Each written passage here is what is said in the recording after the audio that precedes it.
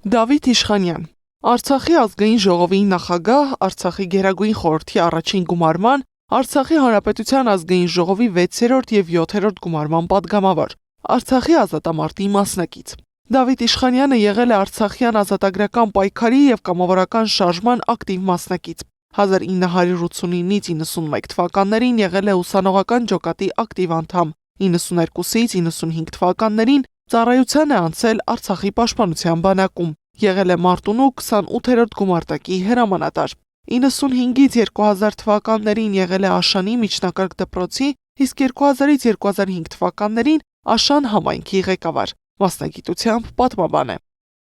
Դավիթ Իշխանյանը 1.5 տարուց ավելի է Բաքվում է, Ադրբեջանի Իշխանյանին և մյուս ռազմաքաղաքական ղեկավարներին ապօրինաբար պահում է, տանջում, խոշտանգում, անարգելով մարդու իրավունքներն ու միջազգային բոլոր նորմերը։